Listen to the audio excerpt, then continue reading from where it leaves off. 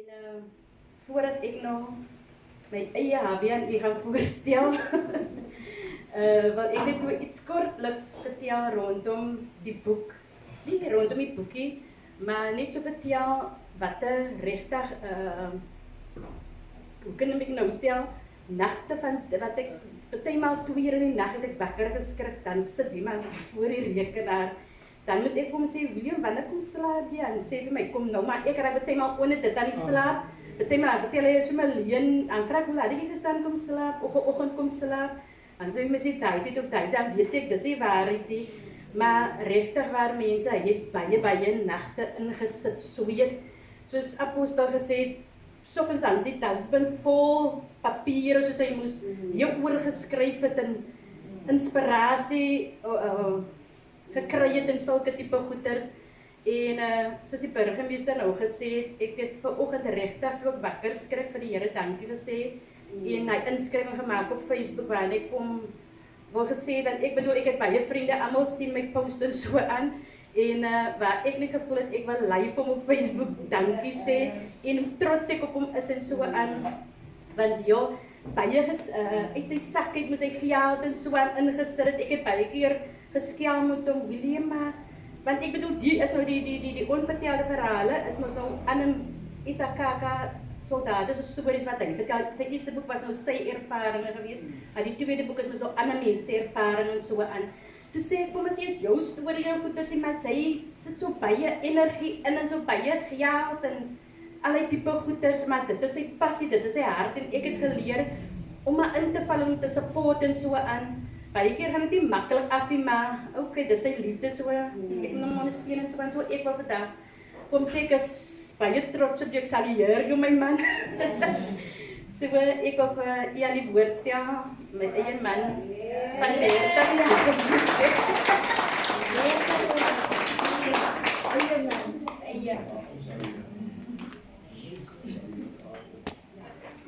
Miskien wil ek vandag gou begin net eers met bedankings.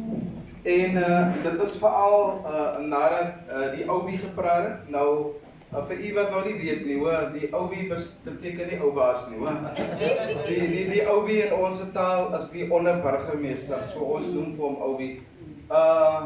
Oubie, baie dankie dat u vandag teenwoordig is. Dis 'n absolute groot voorreg en 'n baie groot eer. Baie dankie dat u slaap hier opgeoffer het om op hierdie Sondagmiddag teenwoordig te wees. Ons waardeer dit opreg. En laat my ook sommer net toe om vir Donelda en vir Kevin in sy afwesigheid baie dankie te sê. Hierdie venue wat so pragtig is, het ek absoluut gratis gekry. Ek het nie 'n sent voor betaal.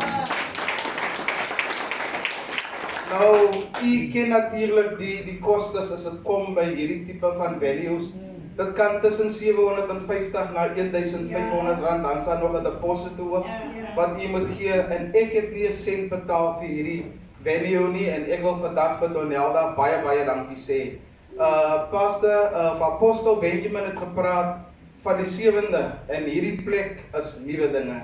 Nuwe dinge het hier begin en ek is oneindig baie dankbaar vir die Here dat ek vandag hier kan wees. Ek wil ook baie dankie sê vir al die raadslede en ons sit met senior raadslede vandag hier so teenwoordig.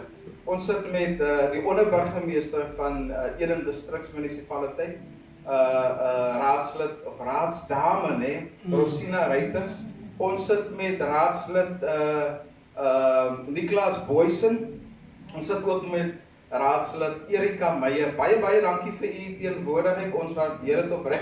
Geestelike leiers, Apostel Benjamin het julle ook verwelkom. Baie dankie. Daar is nie 'n manier hoe 'n gemeenskap kan voortbestaan sonder die support, as ek daai Engelse woord mag gebruik, van die geestelike leiers. En ek dink Apostel Benjamin, jammer dat ek so op haar tong moet ry, sê dit mooi aangehaal. Ons elkeen het ons lyn waarin ons beweeg, soos die raadslede en die Oubie waarin hy beweeg, maar ook die geestelike leiers is baie van kardinale belang.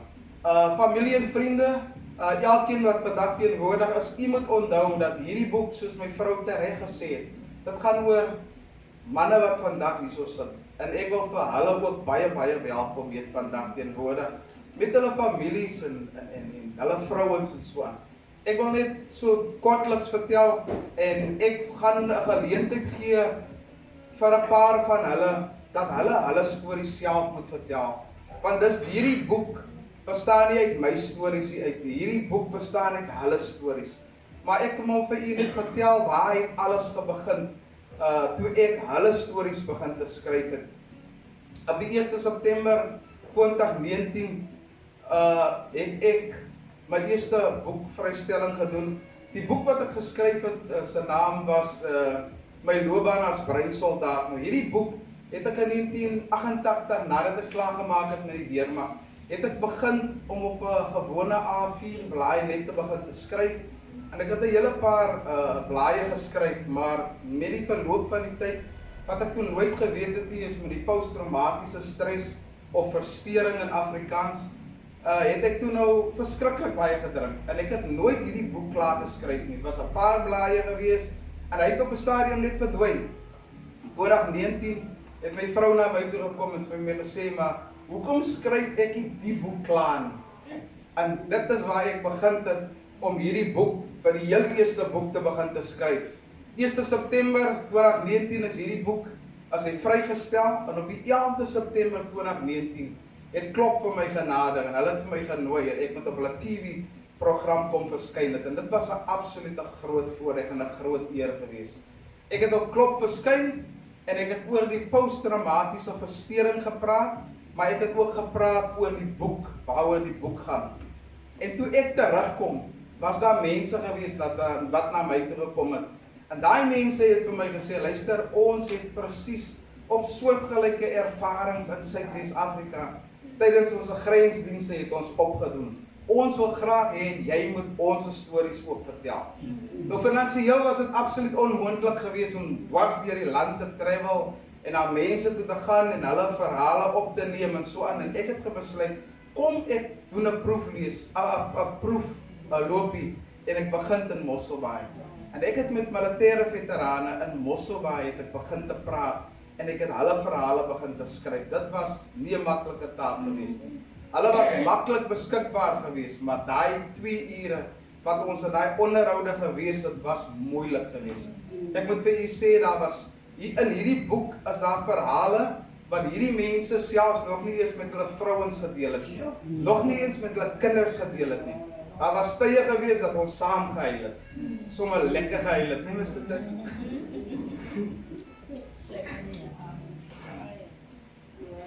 Ons het baie saam gehuil. Daar was baie trane gewees. Dit was nie maklik gewees om weer terug te kom en om weer oor te skryf nie.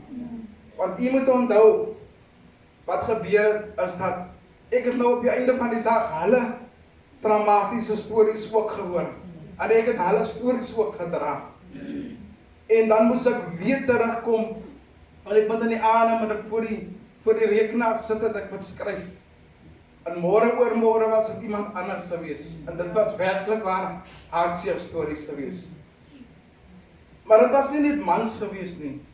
Daar was van die dames gewees, wie families verloor het, op die grens en selfs tydens hulle diensjare.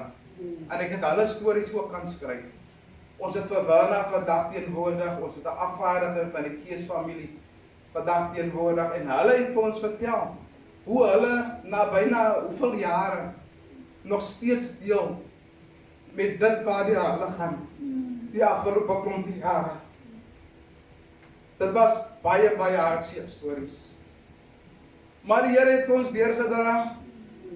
In 2020 is die boek voltooi, en toe die boek voltooi is, was dit ongelukkig lockdown ook gewees. En soos die lockdown gebeweeg het, het die finansies vir die druk van die boek ongelukkig al hoe minder geword, en daar was amper nie meer geld gewees om die boek te druk nie. 2020 Desember maand as ek gediagnoseer met COVID-19, ek het in die hospitaal opgeëindig. Dit was ook 'n baie moeilike tyd gewees. Ek het al baie gehoor van mense wat COVID-19 ervarings gehad het. Nou ek was by daai final stage gewees. Ek was daar gewees. Ek was by daai tyd gewees dat jy nie meer kan bid nie. Jy lê in wag dat mense daar buitekant maar namens jou moet bid. I was there. Toe ek begin te bykom, dis die eerste keer wat ek hier kan onthou wat 'n Kersfees gebeur het nie en wat 'n nuwe jaar gebeur het nie. Toe ek bykom, toe is daai goed is alles verby ja. Toe kom ek vir die eerste keer weer by. En in daai tyd wil ek weer eens baie dankie sê vir Donelda, Suster Apostel Benjamin en Pastor Faustino hulle, Suster Ketty van Asweging. Hierdie Mosselbaai het soos een man opgetrek. En hulle het geweldig baie gebid vir my. En dit is hierdie gebede wat my deurgedra het. Was dit nie vir hierdie gebede nie, sou ek beslis nie vandag hier kon staan het nie. Ek kan vandag vir u sê, onomwonde stel, ek is 100% genees. Ek het nie een enkele, hoe noem mense dit nou weer? Ja, ek het niks nie, ek het nie meer 'n hoesie nie, of raak nie meer gou moeg en al daai, ek het absoluut niks. Die Here het my 100%. Die Here my herstel. En terwyl ek in die hospitaal gelê het, nou kom ek sê vir u, daar's mense wat sê dat hulle is gereed, hulle kan maar huis toe gaan. Pastor, hulle sê maar so, né? Hulle kan maar huis toe gaan. Nou ek sê vir u, jy vat 'n kans man. Jy sê net so net om ander mense. Ja. Jy wil net soos, jy sê net so omdat jy kwaai is. Tot wanneer jy daar is. Ek sê vir jy, daar is so baie goedes wat deur jou kop gaan. Goed wat nog nooit gevoltooi is of afgehandel is nie. En een van hierdie goedes wat deur my kop gegaan het was, Here, hierdie boek. Ek kan nie nou gaan nie. Ek weier om nou te gaan. Daai boek moet nog op die rak kom. Ek kan nie al hierdie harde werk ingesit het. En soveel opofferings en soveel trane gestort het en op die einde van die dag, dit kom tot hierso. En hierdie boek beland nooit op die rakke nie. En dit is waar ek begin het en besluit het man. Sodra ek hier uitkom, moet hierdie boek so gou as moontlik op die rak kom. Op die 7de Januarie 2021 is ek ontslaan. Ek is ontslaan nog met suurstof. By die huis gehad, 'n paar dae later, ek en my vrou 'n stap van geloof gevat. Ek het vir haar gesê, pak op. Nou kan jy maar suurstof tankie oppak. Ek vertrou die Here, ek is gesond. My vrou vandag, gaan jy dit maak? Ek sê ek vertrou die Here. En van daai dag af was ek nog nooit weer 'n suurstof tankie.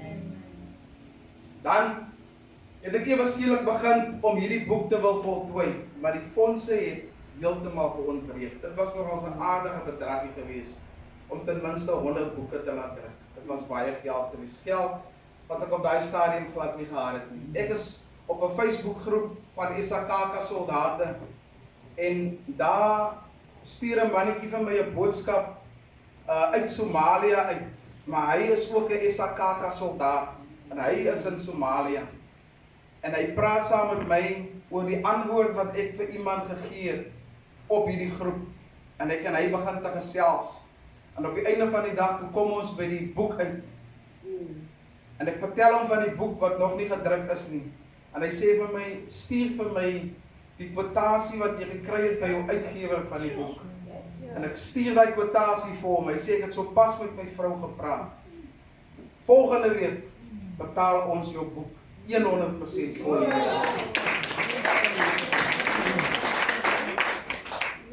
Hy sê ons betaal jou boek teen die 10de van volgende maand.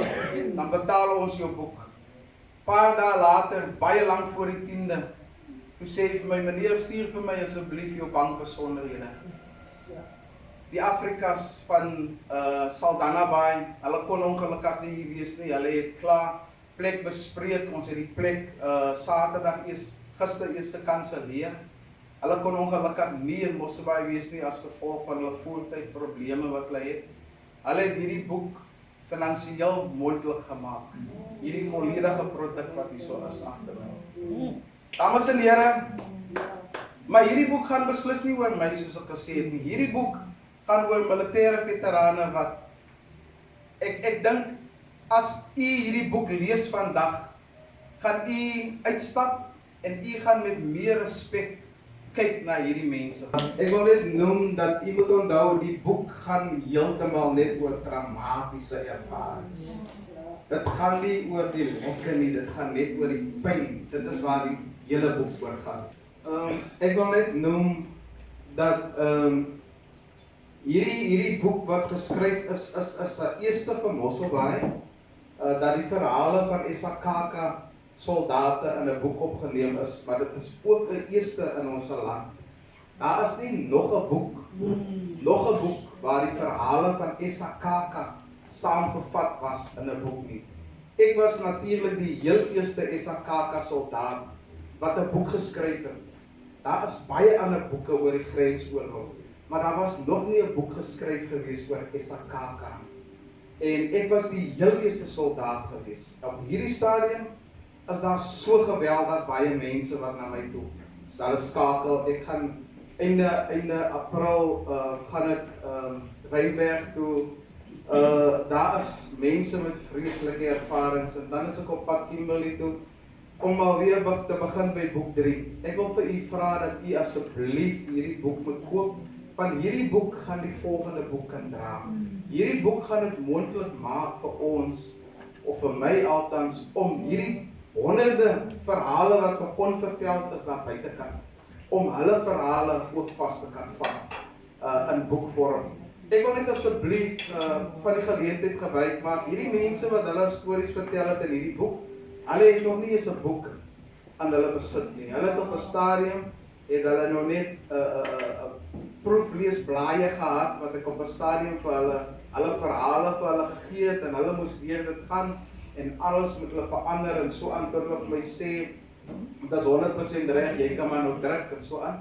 So ek wil asseblief van hierdie geleentheid gebruik maak, om asseblief vir hulle elkeen net 'n boek te oorhandig. Mr. John Kees gaan namens die Kees familie, wat ook hulle storie vertel, gaan hy daar vorentoe kom. Waar is ons fotograaf? Philip Jacobs. Ek het vir Philip Jacobs 'n pragtige storie hierin. Ek is nou by jou John, sit net so oombliekie.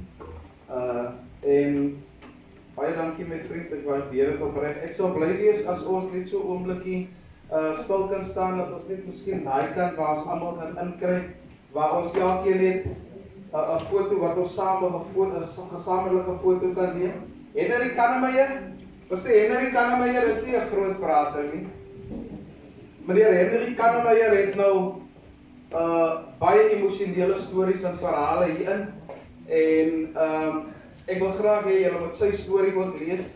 Kom ek lig vir u kortliks net in van Mr. Kannemeyer. Een van meneer Kannemeyer se stories is dat hy het nou weer met die apartheid in die weermag baie te doen gehad, waarin hulle ter dood amper gelaat was binne 'n swembad in, waarin die wit offisiere vir hulle verskriklik baie gemaak het. Soveel so dat hulle selfs, en hy wil nie dit vir my, ek het dit uit hom uitgetrek, dat hulle selfs hulle broek moes vuil gemaak het, en dat die swembad later begin te bruin raak. So daai verhaal is ook daarin, en u kan dit ook lees binne in die boek in. Dan het ons die Kees familie, Mr. John Kees. Hy ontvang hierdie boek namens die familie. Daar is 'n boodskapie vir u ook in.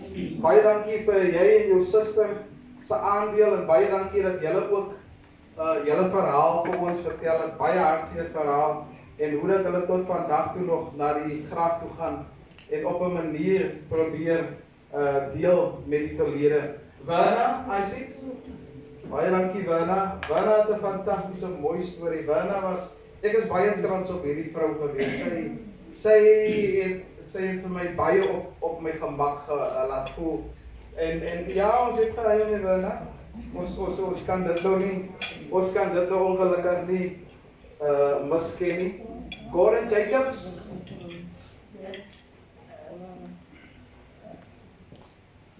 Baie dankie Mr. Jacobs. Ons gaan nou 'n fotootjie neem daar die agterkant. En laastens het ons vir Mr. Nicholas Boysen, raadslid Boysen. Ek sien dit raak stil, mense begin te kou, ons ken hulle so.